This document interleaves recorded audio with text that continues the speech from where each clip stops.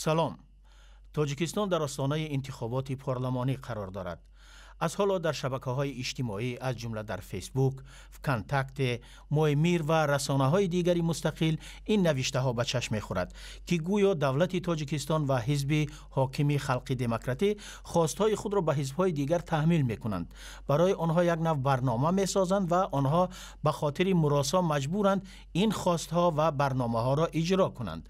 ما برای گرفتن پاسخ به این سوال به استودیوی رادیوی آزادی در دوشنبه عثمان صالح مدیر بخش تحلیلی و اطلاعاتی حزب خلق دموکراتی یعنی حزب حاکم و باباجان قیومزاد معاون رئیس ستاد آمادگی حزب نهضت اسلامی تاجیکستان به انتخابات پارلمانی را دعوت کرده ایم.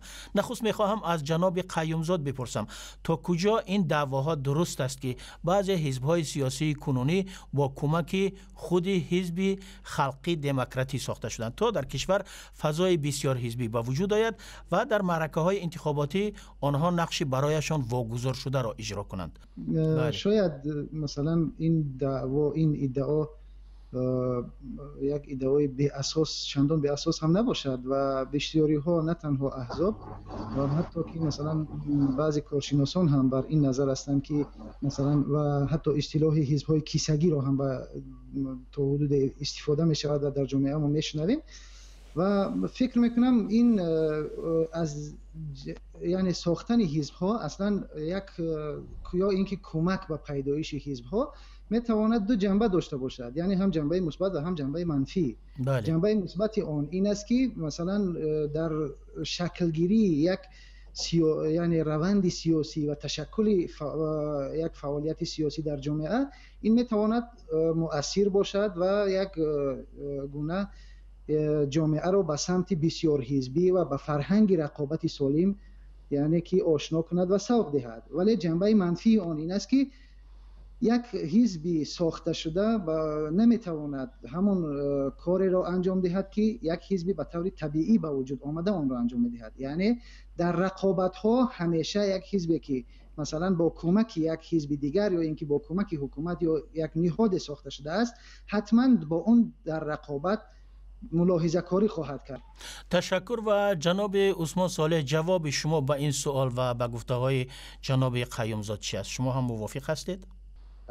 یک چیز هست که واقعا هم در رسانه‌های خبری بعضا می‌بینیم میشنویم و می‌نویسن که گویا احزاب هست که با نام احزاب کیسگی بله. و احزابی که از یگان جانب دیگر احزاب یا مقامات دیگر دستور داده می‌شود، لیکن من فکر میکنم که این یگان اساسی واقعی ندارد.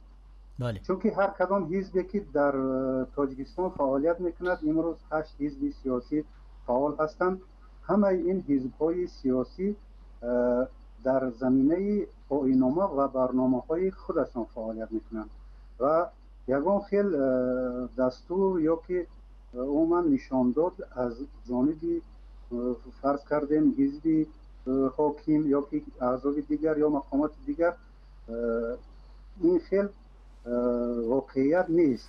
پس آقای عثمان آیا حزب‌های هستند که واقعا هم زیر بار دیکته حزبی حاکم روند؟ شاید با برنامه و آیین‌نامه یا که عموما دیگر نشاندادهای یگان حزب دیگر شاید نزدیکی داشته باشند، شاید بعضی نکته‌های حزب‌ها هم موافق بیایند.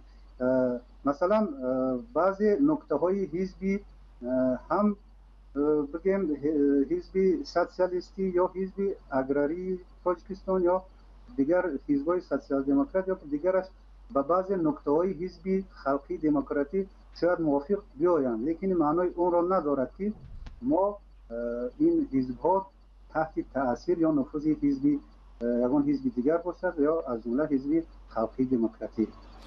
تشکر. آقای قیومزاد به نظر شما آیا حزب‌های هستند که میل و خواستای حزب حاکم یعنی حزب خلق دموکراتی را اجرا کنند؟ بعضی حزب‌های هستند که معمولاً حتی که در برنامه‌های مثلا با یک هماهنگی خاص با حزب خلق دموکراتی یا اینکه حزب حاکم فعالیت میکنند، این جای پوشیده نیست، این رو همه میدونند، این نیاز حتی به تحلیل ندارد.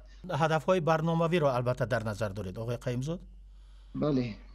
و همیشه بعد از این گونه حزب‌ها نام ببرید. کدام حزب‌ها مثلا؟ برای مثال اگر نگاه کنیم به حزب اصلاحات اقتصادی بله. یا اینکه حزب اگراری، مثلا اینها بیشتر حزب‌هایی هستند که در جامعه از اینها به همچون حزب‌های کیسگی نام میبرند. بله. و معمولا در این حزب‌ها یک گونه میل به موقع‌های حکومت دیده می شود و در جای‌هایی که مثلا همه می‌دانند تقریبا دیگر در جامعه مشخص است که هیچ فعالیتی در بعضی ناحیه‌ها از آنها دیده نمی شود، ولی در مثلا می‌بینید که آنها در انتخابات صاحب کرسی میشوند. اینها رو تقریبا مردم به همین چیزها نگاه کرده به آنها میگویند که مثلا حزب حاکم یا اینکه حزب خلق دموکراتی به آنها امتیاز می‌دهد در این زمینه ها. بله، ببینید حتی سر و صداهای هم شنیده می شود که حزب حاکم برای این حزب مثلا اینقدر کرسی در پارلمان می دهد، برای حزب دیگر اینقدر می دهد و اونها در هماهنگی گویا در معرکه انتخاباتی باید کار کنند، فعالیت کنند. درست است آقای عثمان فکری شما؟ و بعدم میخوام بابا جان هم به این سوال جواب دهند. نزدیکی برنامه ها هست، مثلا حزب اصلاحات اقتصادی یا حزب اگراری همون رویه، همون روند رو پیگیری میکند که با اصلاحات اقتصادی یا که اگراری بهداشت ساحه اگراری تاجیکستان داخل میکند و محض همین چیز، همین مسئله ها در برنامه های حزب خلقی دموکراتی تاجیکستان هم هست. و چیزی که دیگری که در اینجا تاکید شد، گویا حزب حاکم در کرسی ها را در پارلمان تقسیم کرده باشد به این یا آن حزب، این هم اساس ندارد، چون که نماینده وکیل مردمی در حوزه ها انتخاب کرده میشود از جانب مردم. قیم زاد شما بفرمایید جوابتان. البته همین سوال شما خودش یک گونه جواب به همین سوال است. دوباره چرا این سوال یعنی پیدایش این سوال اصلا، یعنی ما یک انتخابات شفاف اگر داشته باشیم چنین سوالگذاری هم به وجود نمی آید. پس معلوم می شود که در این روند یک مشکلاتی هست که این اتهامات ها و این سوال ها را با وجود میاره. تشکر. مهمانان عزیز همکار ما امرالدین عالم از چند نفر ساکنان شهر دوشنبه درباره موضوع صحبت ما نظر خواست. از آنها پرسید که آیا انتخابات پارلمانی ماه فوریه از روی سناریوی حکومت و حزب حاکم برگزار می شود یا چی طبیعت؟ به گفته آنها گوش می دهیم، سپس صحبتمان را ادامه می دهیم. در انتخابات پارلمانی که اصلا هیچ کس به اون توجه ندارد و چون وکیلانی که ما داریم به درد ما نمیخورند و من فکر نمی کنم که حاضر خودی همون وکیلان شاید همونایی که میخواهند نامزد شوند حتی در فکر اون نیستن که چی نوگانی میکنند، چی برنامه خوبی پیشنهاد میکنند. از این سبب فکر میکنم که هر اون نقشه‌ای که حکومت فعلی برای این انتخابات پارلمانی راه اندازی میکنند از روی همون انتخابات دایر میگردد و نامزدها انتخاب میشوند بدون یگون سیناری، بدون یگون نقشه ریزی های پیشگیری مشخص که باوری من بر اون است که بیشتری مردم با حزب حاکم یعنی با نمایندگان حزب خلقی دموکراتی آواز میدهند. اما به هر حال یک جنبش های به فکر من خواهد بود، به هر حال یک کوشش های خواهد بود. سناریویی که حکومت و حزب حاکم طرح ریزی خواهد کرد سناریوی خیلی سرقل شده می شود و حزب های مخالف خواه نخواه این سناریو را قبول خواهند کرد. شاید یگانه حزبی که از این سناریو بیرون شود حزب نهضت اسلام باشد، ولی گمان نمی کنم که اون هم خیلی دور از سناریو رود. حزب‌های مخالفی که در حدود جمهوری کار میکنند به فکر من حاضر امکانیت ندارند که از چارچوبه اون سیاستی که حاضر در جمهوری ما وجود دارد از اون بیرون برآیند.